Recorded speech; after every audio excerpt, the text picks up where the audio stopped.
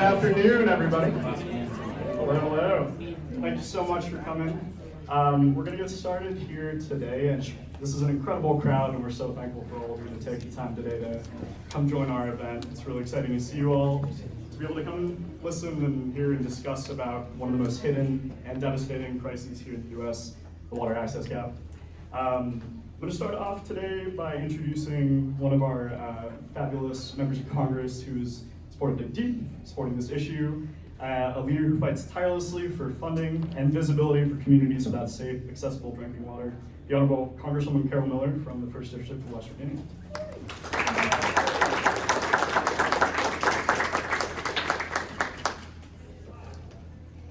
This introduction was probably longer than I will speak.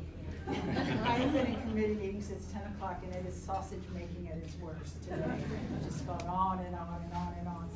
I'm here because I am from West Virginia and I have represented southern West Virginia for the past 4 years, and now I have the lower half of West Virginia. Water is so important.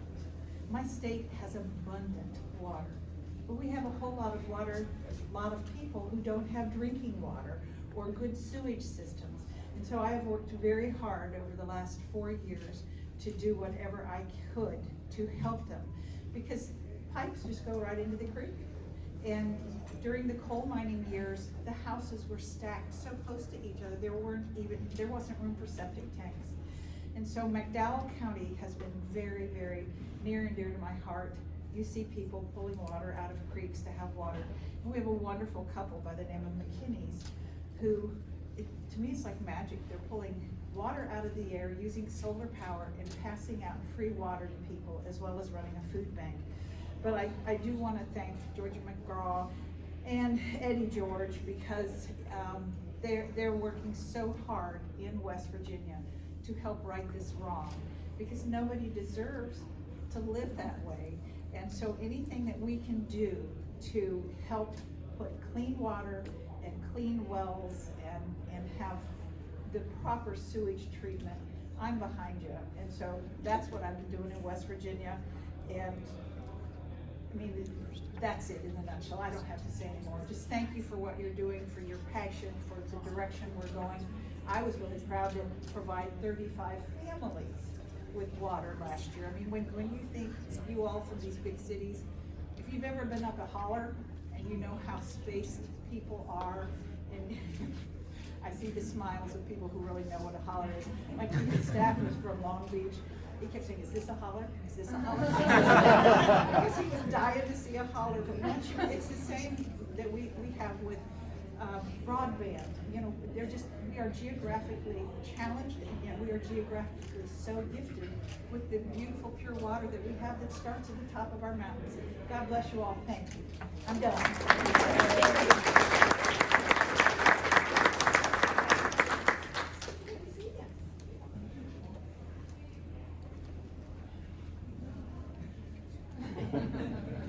Thank you so much, Congresswoman. And thank you all for coming here today.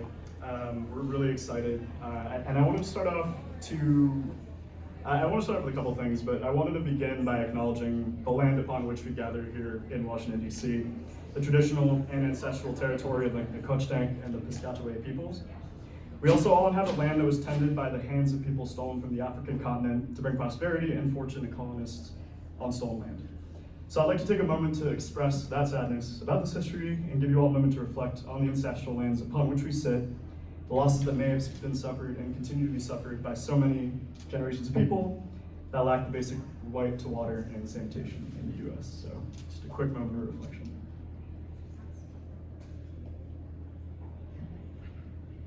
I appreciate your time. Before we get into the program, I wanted to acknowledge and thank a few of our partners who've been a huge help in this process. A huge thank you to Congresswoman Melanie Stansbury, who will be speaking a bit later, for sponsoring this event and helping us set the stage. Thankful to Congresswoman Miller and her staff for being able to help us out with all this and speak so eloquently about this issue. So thankful to our partners IAPMO, RCAP, the U.S. Water Alliance, and the U.S. Chamber of Commerce for all their support and contributions in making today happen. I also want to thank the congressional catering staff that helped bring us our food and drinks here today. And finally, thankful to my colleagues at DigDeep, whose work every day to serve their own communities inspires me every day that I wake up. In today's program, you'll hear remarks from our esteemed members. You already heard from Congresswoman Miller, a presentation on our economic impact study, Draining, and a panel discussion with experts in the water and wash space and leaders from frontline communities. To start off the day, while we're waiting for Congresswoman Stansbury to get here, I'm actually going to introduce George McGraw, DigDeep's founder and CEO, to begin our presentation here today. Again, my name is Kabir Thatte, run policy and coalitions at DigDeep. Thank you all so much for coming here today.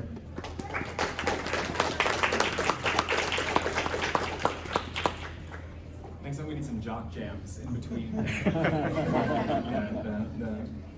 Hi, my name is George McGraw, use he, him pronouns. I'm the founder and CEO at DigDeep, and I'm really happy that you're all here representing your agencies and your offices and your constituents and your communities, and I'm really pleased to be here.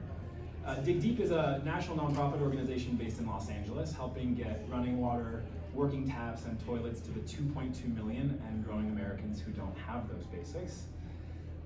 We do that in a variety of ways. We're mostly known for our community-based infrastructure projects that actually put working taps and toilets in people's homes in places like the Navajo Nation, in Appalachia, you heard about our work in Congresswoman Miller's district, and along the US-Mexico border in Texas Colonias.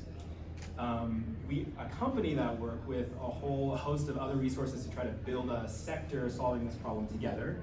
And today is like a really great example of some recent success there. Releasing this draining report was the work of more than 30 organizations across the water and sanitation space, and we're continuing to work on research, policy innovation, and other opportunities to sort of advance this issue, get it in front of people. Here says keep going, so I keep going. Our time here today, we're going to cover the economic impact of the water and sanitation access gap in the United States by introducing you to this new report of ours called Draining. It's the first time that anyone has attempted to quantify, in terms of dollars and cents, the amount of money the US economy loses every year that we let this challenge continue, and also, more importantly, quantify the economic benefit we stand to reap if we make the right investments to close this gap in our lifetimes. It was made possible with the really generous support of the Robert Wood Johnson Foundation and our partners at the American Heart Association at Altarum, a think tank based in Michigan that is famous for its nonpartisan scoring of the economic impact of lead line replacement. So we're really happy to have those talented brains working with us. So we're going to give you a summary of the key findings of the report, and then I'm going to welcome some friends from collaborating organizations and from impacted communities up here to join me on a panel where we're going to discuss what this looks like in the real world. How's that sound? Hey, great. Well, let's start with some context. What is the US water access gap? That is what we call this crisis in which more than 2.2 million Americans in all 50 states live every day wondering how they're going to get enough clean water to survive. They don't have the taps and the toilets the rest of us take for granted.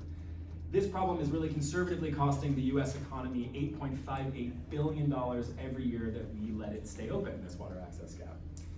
When most of us think of places without access to water and sanitation, we think of Sub-Saharan Africa, Latin America, Southeast Asia, that community our daughter's Girl Scout troop was just raising money for. What we don't think about are these 2.2 million and more Americans in all 50 states who are massively impacted by this problem.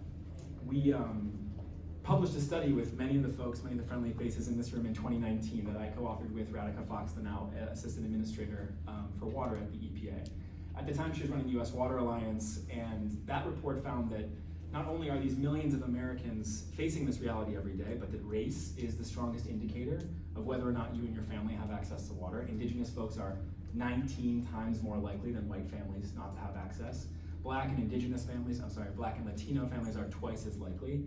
We also found that this impacts entire communities, not just sort of isolated individuals living in the boonies because they chose to. And we found that at the time we couldn't quantify the economic impacts that were being felt by these families in a very real way.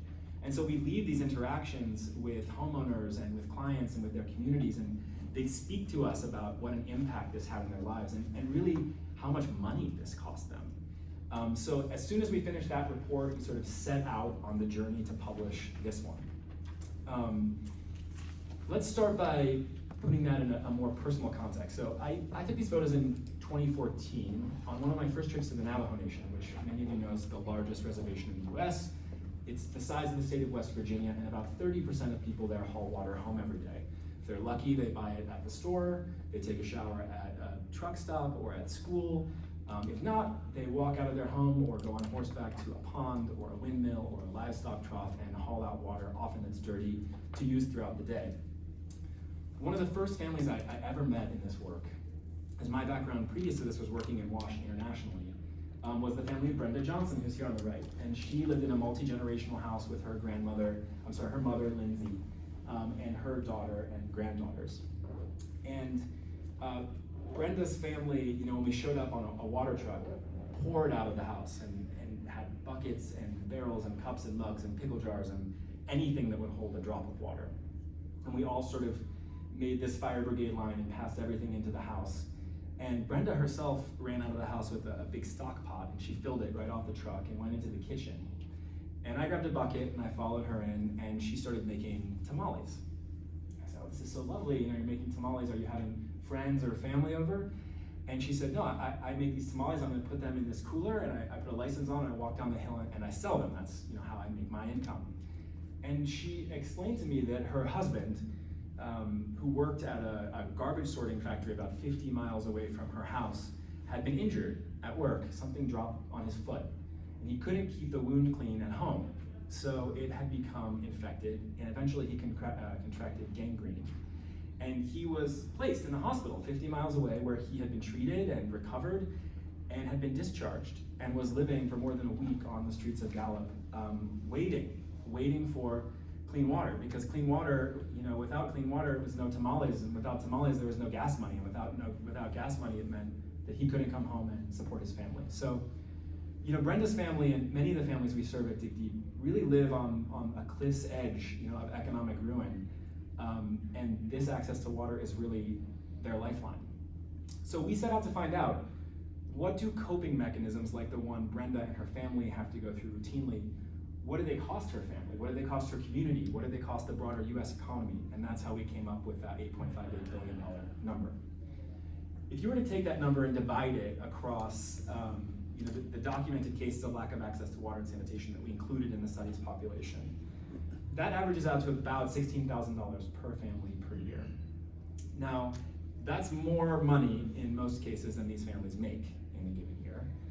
And those economic impacts are felt first by families, but then they ripple out from there into their broader communities, because these families aren't spending money in their local economy, they're not tithing at church, their kids aren't going to school, their spouses aren't going to their jobs.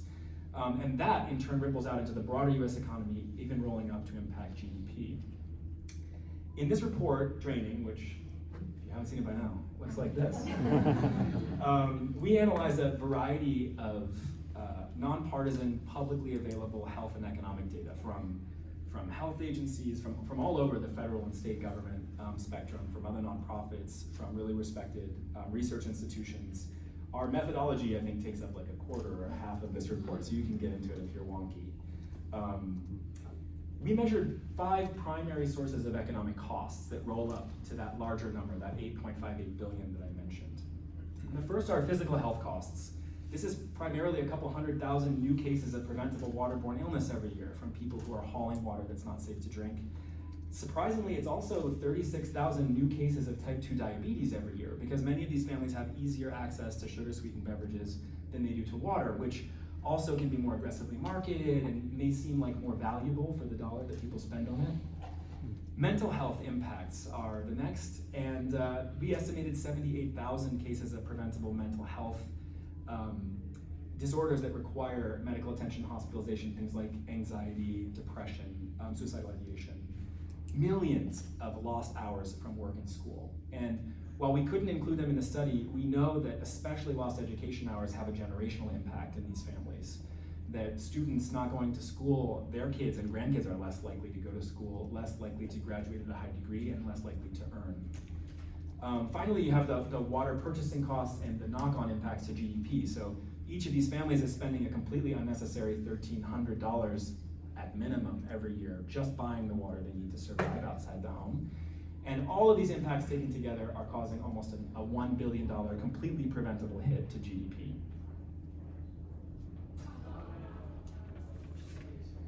It's really important before I go on to note that these numbers are super conservative. You know, one of the people at the heart of the calculations in this report is sitting in the front row, Corey. And he and his team were really careful about finding data sets that were really defensible, for which there was really good data. There were things that we really wanted to include in this report and couldn't. We couldn't calculate the sort of economic impact from stifled tourism or a lack of industrial growth because of a lack of access to water.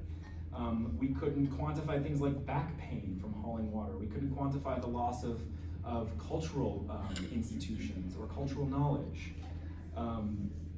But there is sort of a bright side to all of these things, and that is that, you know, for every dollar we invest in closing the water and sanitation access gap for good, we estimate that we'll generate $5 in economic return, basically by getting rid of all these things that we just talked about, by preventing all those waterborne illnesses and cases of mental health disorders, by saving money for families that are spending it now on expensive and unsustainable bottled water, by putting all of that money back into local and state economies, which in turn rolls up to impact the national GDP. Now, for the biggest moment of this presentation, the sort of Shamu splashdown moment, if you were to really close this water and sanitation access gap for good, you could realize more than $200 billion in economic impact over the next 50 years.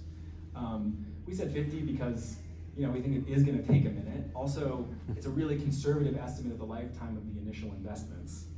But I mean, sit with that for a minute. For every dollar we invest in closing the water and sanitation access gap, not only does someone's life become better because they can turn on a tap or flush a toilet, but we're generating 5x economic return in some of the most economically marginalized communities in the country, places that, you know, federal lawmakers and their staffs have been working for decades now to figure out how to get money into communities, places where there have been energy transitions, like in Appalachia, places that have been really resistant to economic growth because of multi-generational sort of investment factors, places like Native American reservations, or traditional farm working communities in southern states.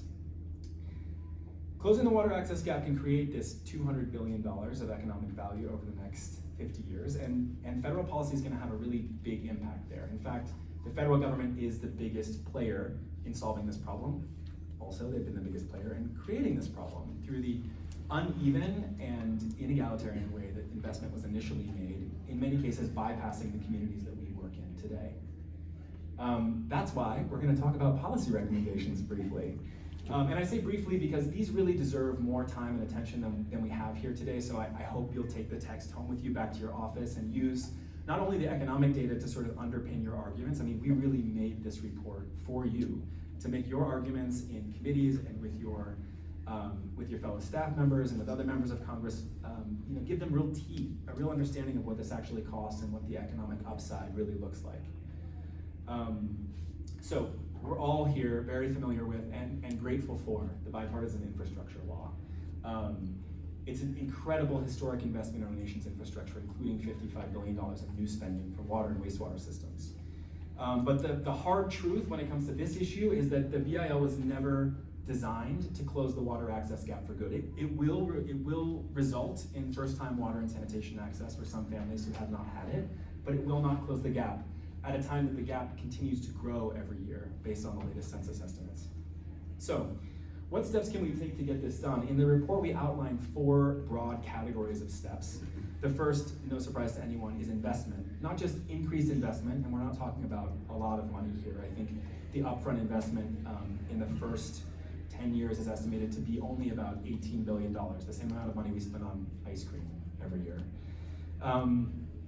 But I think the real reason we focus on investment first and foremost is because this problem has what economists call a wrong pockets dimension to it, meaning that not a single investor will recoup the money for solving the problem. So in those cases, the federal government has to step out front and say, this is worth doing and it will benefit the national economy in these ways in a quantifiable manner. And so we make that investment, we make these investments more flexible to make sure the dollars reach the people on the ground. And we have a number of suggestions in the report for how to do that, built inside our coalition of more than 30 WASH organizations working around the country. Second, and honestly equally important, sometimes even more important than investment, is data. Right now we're working from really flawed census estimates on this problem that are vastly undercounting the amount of people experiencing it and that are not actionable or granular. They tell us, here's a percentage in these census areas that don't have this thing, it's probably much higher. They don't tell us what the level of deficiency is, where it's being experienced, how much it's gonna cost to fix. There are ways we can triangulate that answer using various federal data sources, but there's no clearinghouse or effort such as a water and sanitation needs working group across government right now that would bring those various data sources together from places like Interior, from agencies like NOAA, from USDARD and EPA, and do the hard work of harmonizing that data so that we can see what it really means. I personally am always out here crusading for us to get the census back to where it was in 1990 when we removed questions regarding water and sanitation access. There's an exciting effort to get some questions on on-site wastewater treatment added to the census currently, but in 2016 we just removed the question about whether or not your house has a flush toilet in the middle of a 3-year data set in the census ACS, destroying our ability to compare historical data with current data, and limiting the visibility of these communities that at a time when we know this number is growing based on the number we did have until 2016.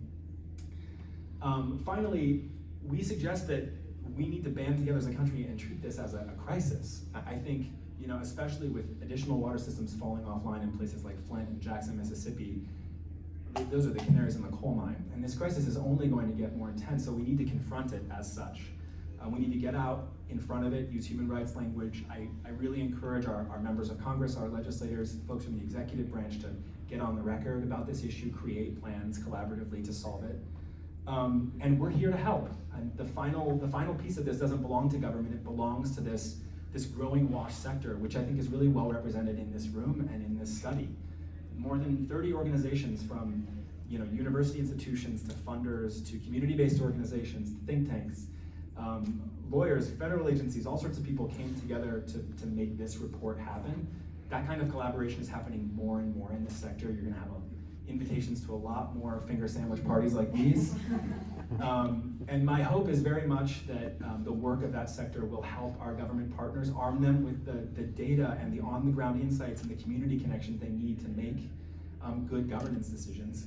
And also so that we'll be out there implementing these programs as you set them up, make sure they serve the people that are most in need.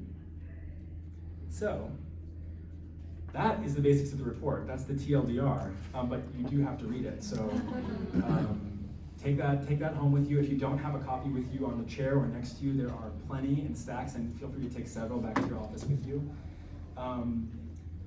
We could go into much greater detail, but I want to transition for time to our panel now. But first, I'm going to welcome Kabir up here to introduce Congresswoman Stansbury. Thank you so much, George. In the interest of the Congresswoman's time, we're really, really thankful to you and your whole team for sponsoring this event, letting us come to the Hill, and invite all these lovely people to hear about this super important issue. Congresswoman Stansbury is an incredible champion for water data and access in New Mexico, but nationwide as well. Without further ado, Congresswoman.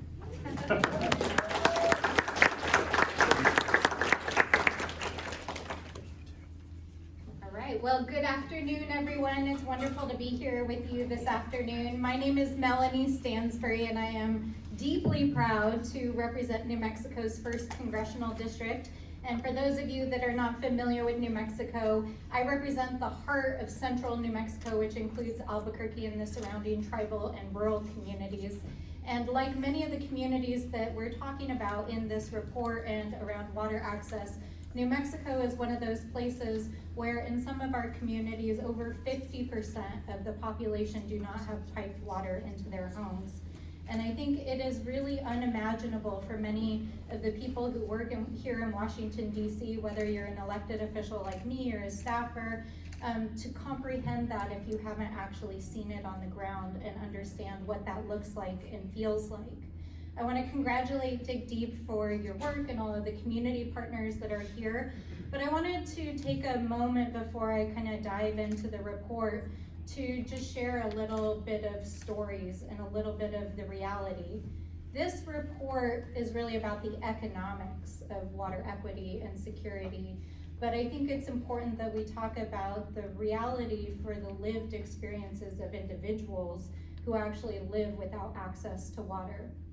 In my home district, we just got redistricted last year pursuant to the census.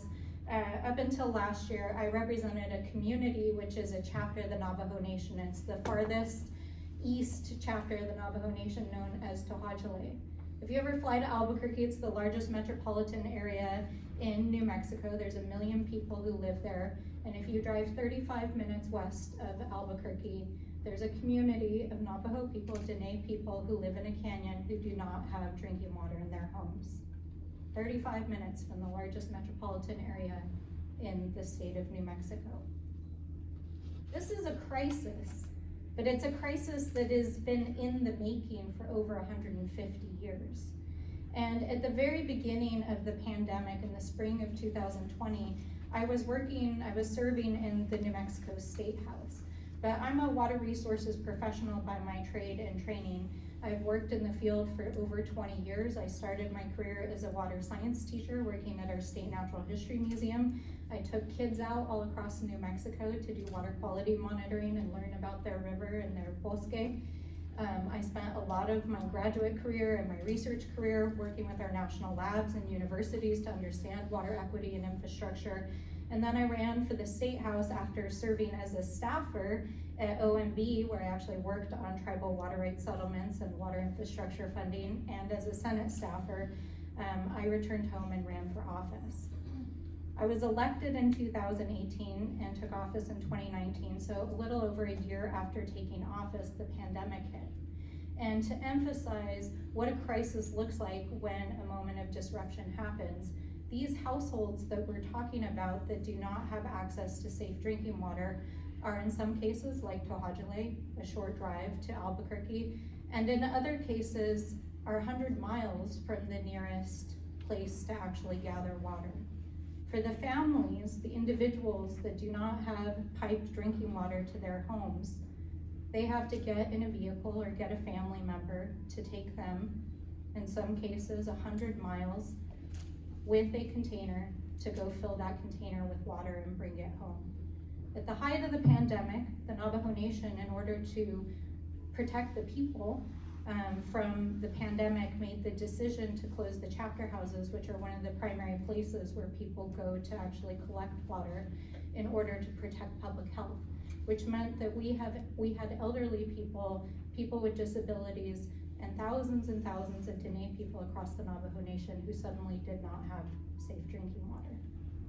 It was literally a crisis.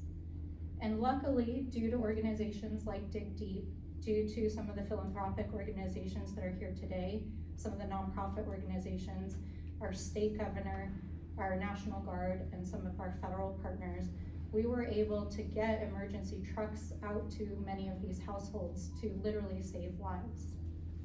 But I think it's important to not only understand the physical consequence, but the day-to-day mental consequence and the psychological and emotional and spiritual impact of not having safe drinking water piped into your home.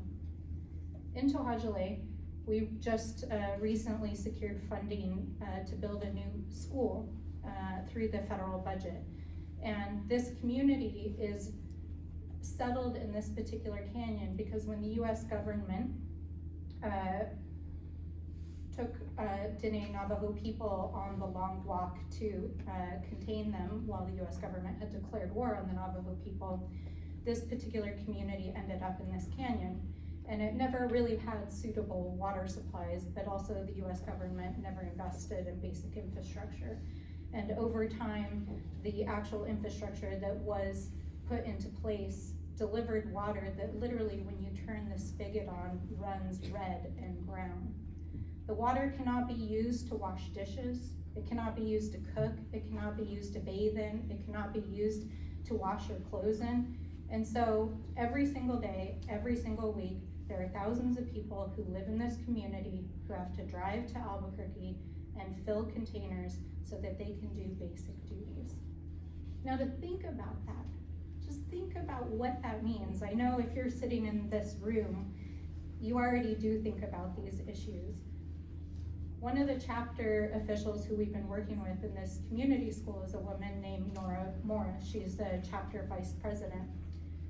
And Nora is also the head of the senior center because like many indigenous and rural communities, the people who serve in leadership roles wear many, many hats. And so in addition to serving her community in an elected role, in addition to working on the school board and working with the school, she also is the person who's responsible for getting hot meals to all of the elders in the community every day. So she has to drive to Albuquerque every day to get clean drinking water to actually cook meals so that the elderly people in the To'Hajiilee community can eat. When you think about the toll that that takes on a human, the emotional toll, not just the physical toll and the time that it takes, but to know that you live in the most prosperous country in the world, and yet you are spending a significant amount of your day just surviving to get water into your home or your place of work so that you can eat. This is a crisis on a scale that I think many American people do not know. And so I'm very grateful for the continued work of DigDeep and many of our partners to elevate this issue to my colleagues, because I think if people truly understood the toll and the experience of what it's like within these communities, they would take action immediately. So I do want to take a moment to acknowledge the work that we have done over the last 2 years because it's significant. Over the last 2 years, we've passed some of the most game-changing legislation in generations. The bipartisan infrastructure law was one of the first times in modern history that we fully funded the backlog for Indian Health Service to address infrastructure needs in Indian country. Now, it's gonna take decades to build that infrastructure.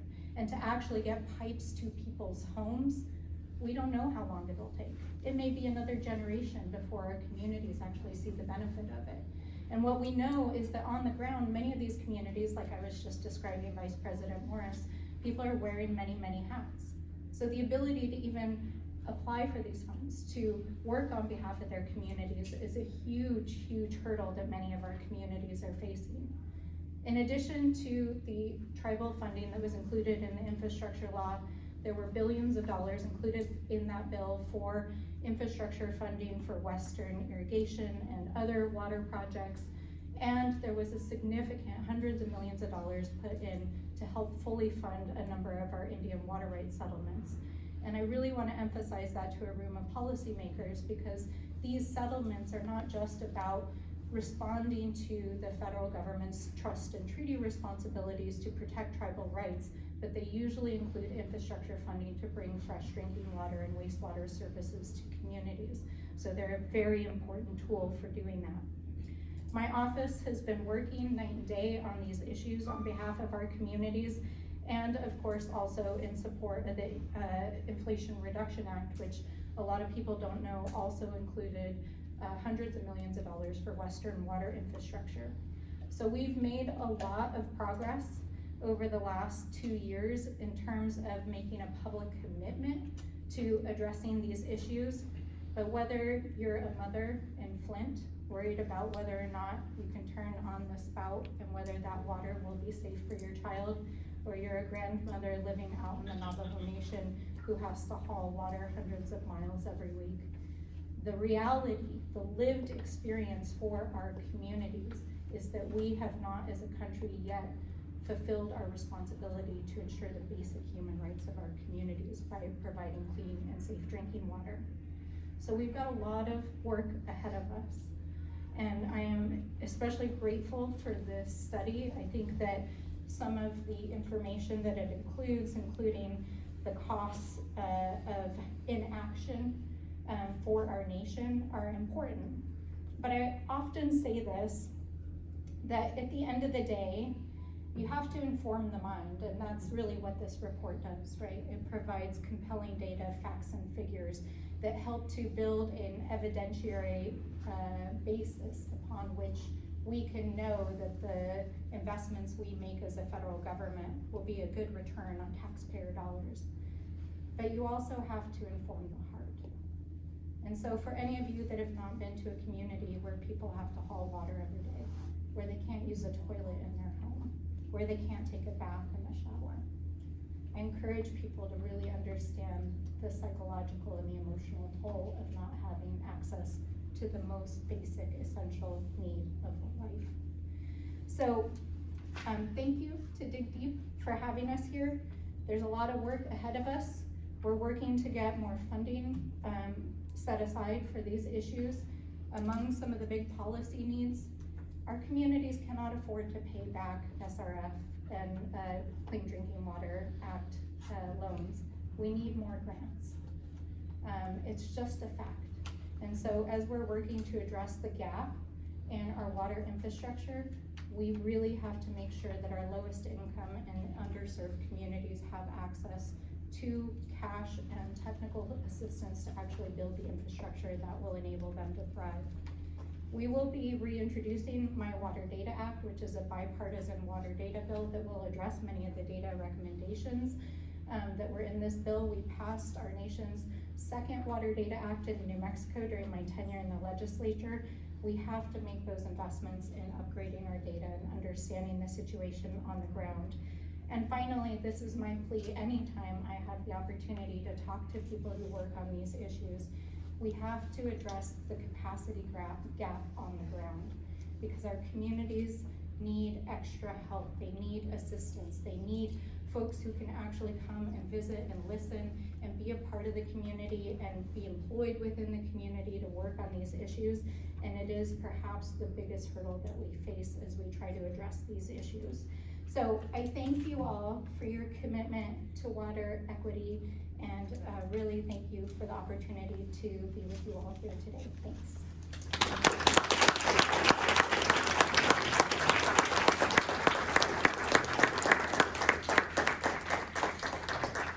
Thank you so much, Congresswoman. Those words were beautiful, and I think served as a really helpful transition, especially her words about connecting this data to the heart for our panel, which includes some incredible experts and also community members. So if you're on the panel, I welcome you to come up and sit up here with me so that we can get that going.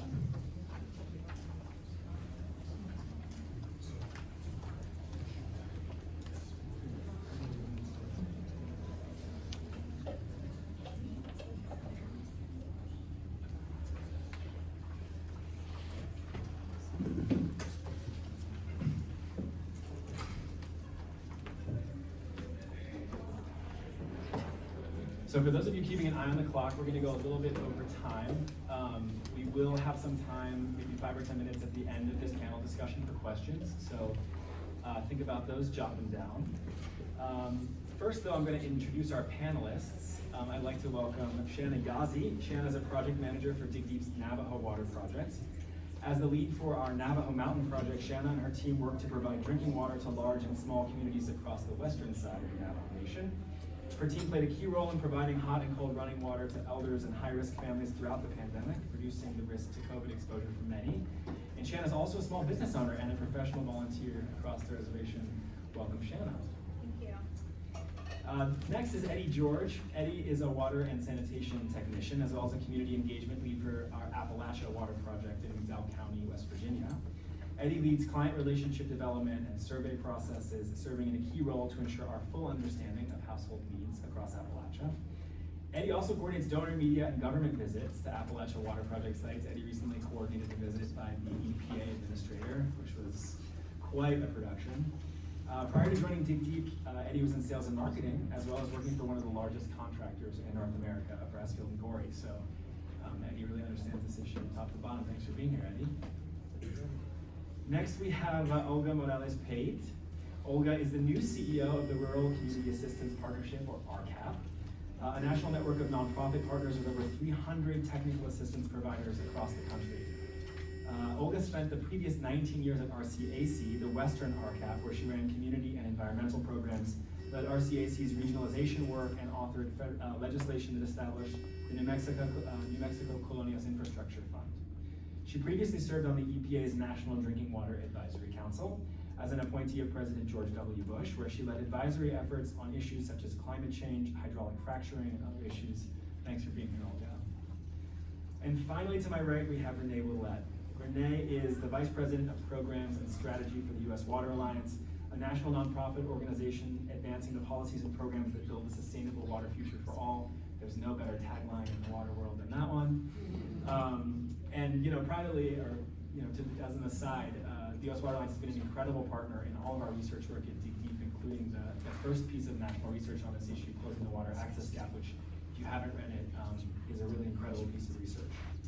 Renée oversees all the programmatic work and supports the CEO on strategic growth efforts across the organization.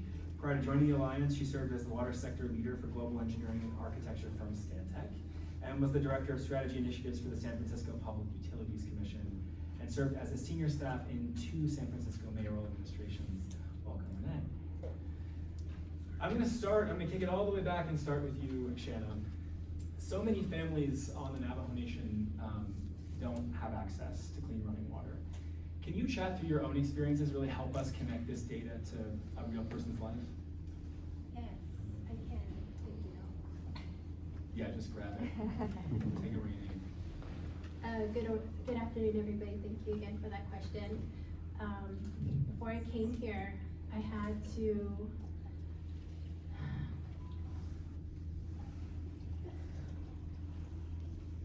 fill up buckets of water. I had to buy water and refill those containers. And it might sound a little embarrassing for me, but I've been doing that all my life. And it seems like every morning I have to do that. Every week I have to plan ahead.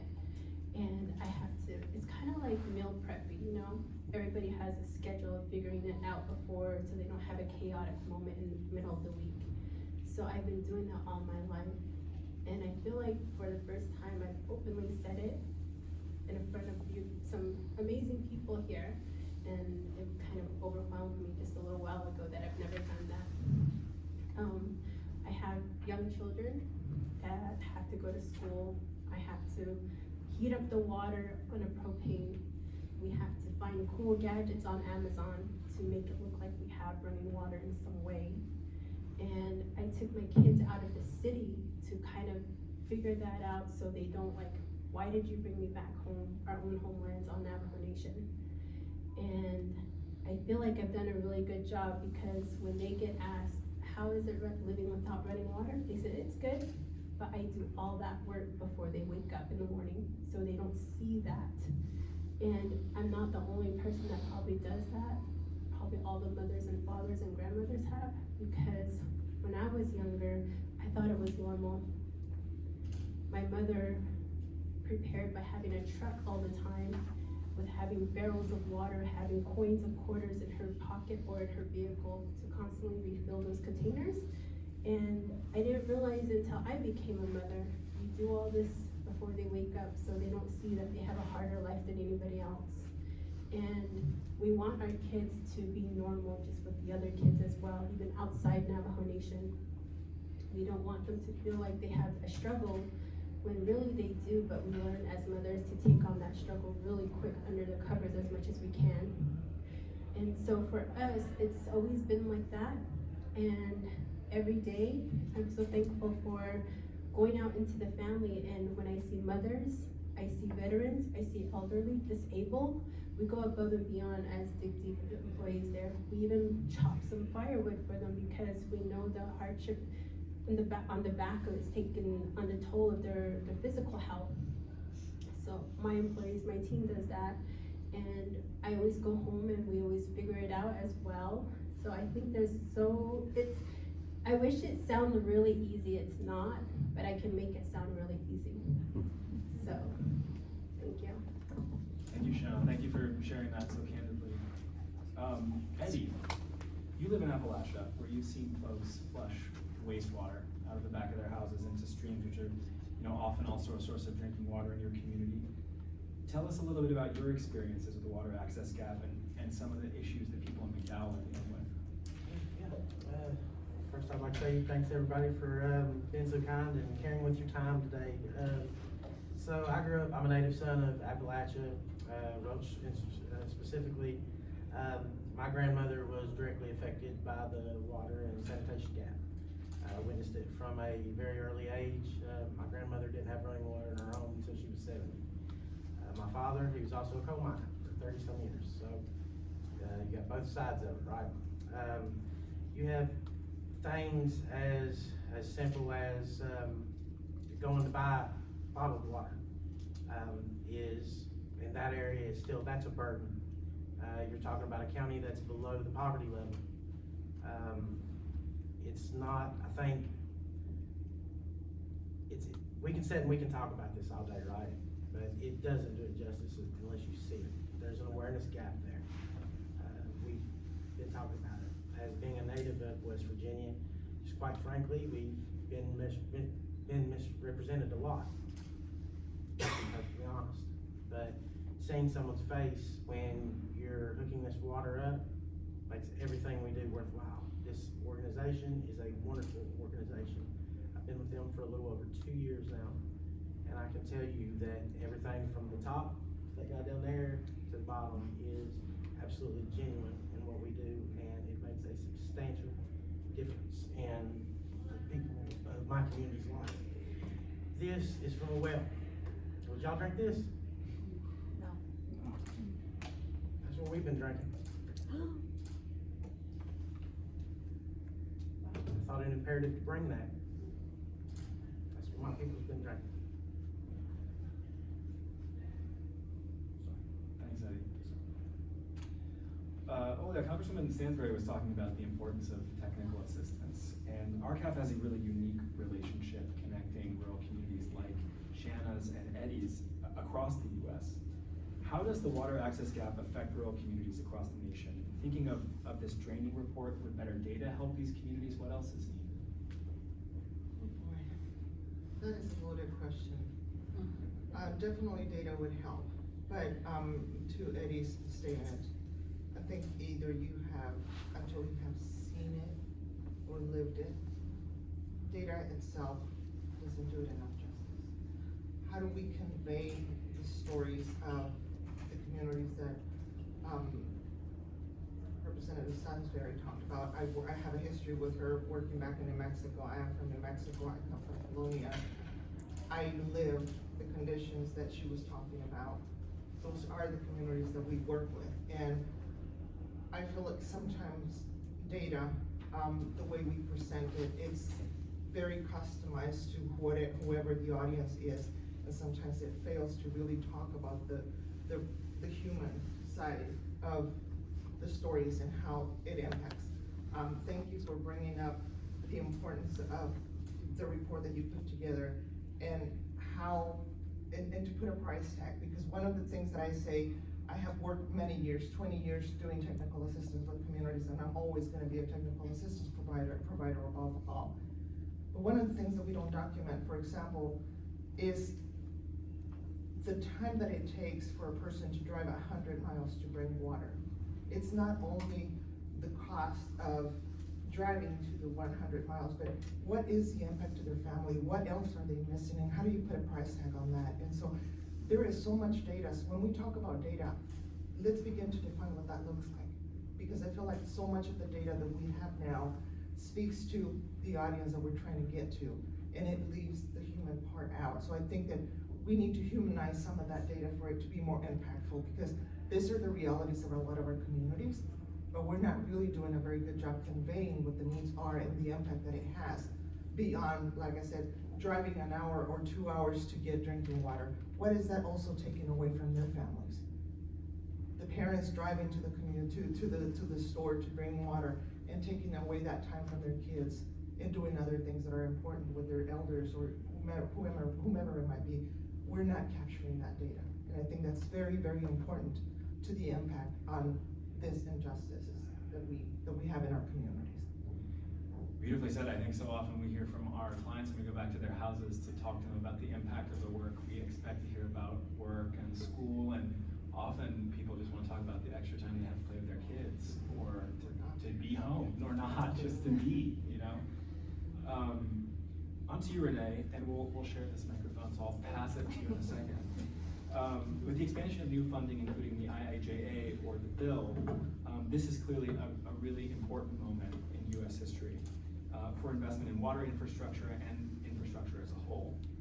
Can you talk more about how we, and particularly our federal partners, can seize this moment? Yeah, absolutely. Thank you, and it's truly an honor to be here with you all. One thing that I think often about is at the U.S. Waterlines, we have a value of water index where we do annual polling on support for water investment. And one thing that has always been the case is there's bipartisan support across all demographic groups. But I think what we're seeing now is Congress has really taken that intent and support and trying to translate it into action through the bipartisan infrastructure law. And so the rest of us, I think, are challenged with, okay, what are the main actions that we can take to actually see progress on the ground?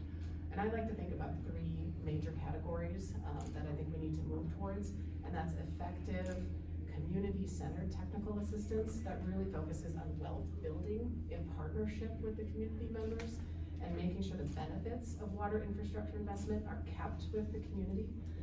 So that's one area we can focus on. We can also focus on incentivizing effective regional partnerships that are community driven. Right now we have 55,000 drinking water providers across the country. We have 16,000 wastewater service providers. This patchwork approach, it's not sustainable and it's not affordable. And so we need to think about policy and financial levers that can create more community-based partnerships. And lastly, I do think this is an opportunity to rethink how we fundamentally fund water as a country. Right now, the way we fund water primarily relies on local ratepayer dollars. This structure inherently will lead to water inequities. Your report, highlights that there is a national interest in providing water access for everyone. 5-to-1 ratio, it's a no-brainer. It's a common sense investment to close the water access gap. Our Value of Water campaign showed that if you fully fund water infrastructure needs across the country, our GDP will grow by $4 trillion. These are shared benefits, and it's really time to start recognizing that it's in our national interest to fully fund water and get innovative about what's the mix between local, state, and federal sustainable sources for public water infrastructure. Yeah, thank you. We were really encouraged by the data in the report to see that this investment's worth making, even if the systems you build don't recoup their costs through rate payment, because the amount of money that the economy would lose if that system fell offline is so much bigger than the amount you'd lose in billing arrears, for instance. So, to put it all into 3 succinct points, that's incredibly well done. Shanna and Eddie, back to you. What happens in places like Navajo and in McDowell County when a family gets access to running water for the first time? So we talked about what it's like to live without it. Paint us a picture of that moment when someone turns on the tap for the first time and what happens in their lives. There's a lot of emotions that come, that you can see, and it's very humbling to be part of it and to stand there. I used to take videos of it, but then now it's just my presence being there and actually having them turn on the water.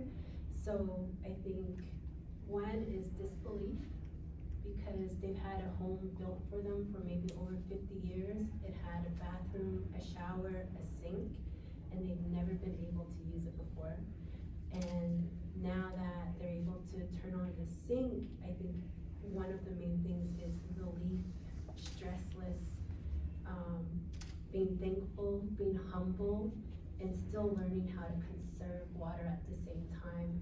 When I was younger, I used to tell my cousin, when I get running water, I'm gonna have grass and a pool here. And he said, why? And he was like, not about it. So because I've been without water for 30 years, that should be owed to me, and I should do something like that for myself.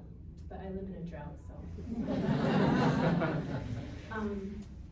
But there's also, when you're in that moment and you're witnessing it and my team's there, we just hang on to it. There's a lot of emotional that does come with it, and you have to be there just to hold them because they never thought that was gonna happen. We have a lot of clients who are disabled and who, like I mentioned before, are veterans and who have children.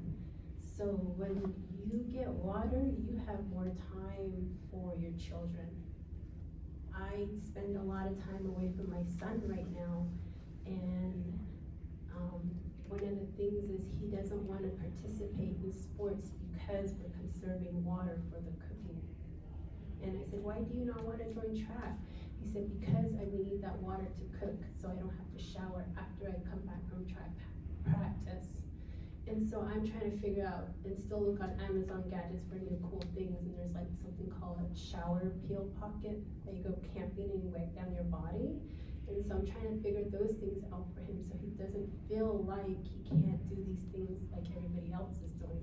And he could be amazing at what he's doing, but I feel like we're limiting him because we don't have access to water. And if I'm feeling like that, then many of the mothers and the families are out there feeling the same way. And we're doing our best to make that possible for their children to go above and beyond. One of the other things is older families. When you come to Navajo, one of the things that we're supposed to have all the time is livestock, sheep, cows, and horses. You're kind of rationing out water for them and yourself. Now they can focus more on their livestock, and that's kind of like our wealth there. We don't have 401ks or savings account, but we have sheep and livestock that we can tend to. That's pretty much is gonna settle us or help us in the long run when we need it. Another thing is we have more community leadership playing a role. I think, as she mentioned earlier, you have a lot of women leadership on Navajo, and we're not just mothers at home. We're advocates in the chapter house over there saying no to EPA, stop mining, or fix our abandoned uranium here that you guys just dug and left us here. We're over there advocating for a lot of different things of closer bus routes so our children don't have to walk so far. We're advocating for different things of just to have our water being tested as well. But I would love to see my son participate in all sports once we have a surplus amount of water coming to our home. And I wanna be there, and I want to sit in there and be like, you can take a hot shower after this, don't worry about it. And that's what I wanna say, because the rest of you guys probably are doing that, and I'm not yet, but I'm gonna get there someday. Thank you, Shanna. Eddie, how about what have you seen in Appalachia when someone gets water? The immediate impact, I think to kind of piggyback off Ms. Pate and Shanna, obviously the first one is an emotional, impact. You talk about people that in some cases that's never had water. It's also as Ms. Pate so eloquently said, it's a financial burden. Where Dow County is a county that doesn't have any big box retailers. The simplest thing, something like going to Walmart, is an hour drive to buy water. In a county that's already a below poverty county. So financially, it's immediate. Emotionally, it's immediate. We have a client, Ms. Rosa, who after 30 years of no water, you go in and you do these and just immediate tears. And if you've got anything in your soul at all, you're not going to, it's not, I think he was into that, right, for the holiday campaign. And we learned so much together about how our areas, even though they're different, they're very similar. The uranium there, and then with us, with our coal industry. So you've got different factors that's played into this over the years. You've had, infrastructure that was laid, quite frankly, that, it outran the course of the industry that it was to serve. It's a failing infrastructure. You have certain areas in these hollers that Ms. Miller spoke of, to where you have maybe 5, 6, families on top of a holler, on top of a mountain. So it's hard to get the funds to get a water line to the top of that mountain. So they dig wells. When they dig these wells, you have things like the coal mines, which unfortunately contribute to that. And I don't say that lightly. Again, my father was a coal miner. So it's something that, again, you have to see it.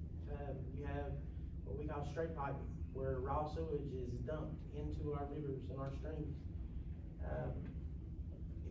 They passed a law up there, if you was grandfathered in, you didn't have to change it. There's no repercussion for it. So, yeah, immediate impact, sorry. No, that's beautiful, thanks for the context. The last question goes to you, Olga and Renee. The U.S. Water Alliance and RCAP have a really unique relationship with the federal government because you're both EFCs, Environmental Finance Centers. And so you help provide technical assistance for communities. Can you talk through EFCs a bit? You know, how can government work with organizations across this sort of developing U.S. wash sector to close the water access gap? Thank you. So definitely there are a lot of opportunities.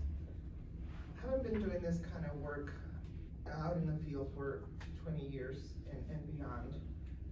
One of the things that I've learned over that time is the sustainability of a community begins underground. I'll let that sit for a little bit. So when you don't have water, a community pretty much doesn't have a future. We can think about here, right now. If we didn't have that basic infrastructure, this building wouldn't be, and we wouldn't be sitting here. That is very true of every rural community that we work in. As one of the national EFCs, we need to continue to remind ourselves that that is the one basic need that we're trying to get to community. Addressing the very basic sustainability. And how do we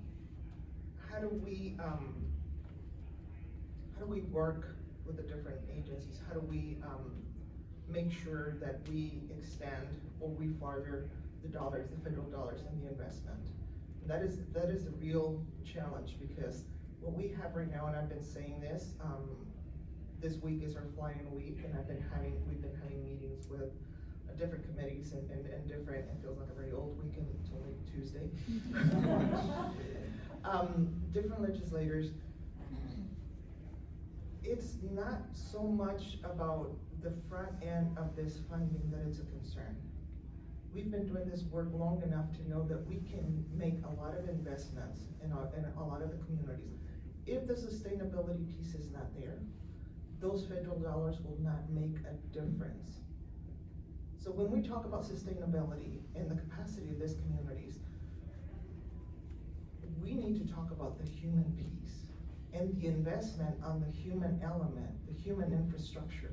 Because if you don't have the operators to operate these utilities, if you don't have the operators to, the board members or the council members to make the decisions for the right decisions for the communities, the investments to match in the areas where match is needed, the ability to operate, the ability to develop those projects and make sure that those dollars are really there to solve a problem, then we really haven't done our work. And we have a lot of responsibility. We have a huge how many systems did we say, 55,000? RCAP has 300 technical assistance providers on the ground. There's not enough of us. So it's gonna take a lot of work. In my experience, the average project with all the stars lined up perfectly takes 5 to 7 years. That is a reality. And I'm saying with all the stars lined up perfectly. And so there is a lot of opportunities. There's a lot of work that needs to be done. How do we work with governments and other organizations across the sector? It's an education opportunity. And we all have the responsibility to educate each other, to remind each other of the responsibilities that we have. These are taxpayers' dollars.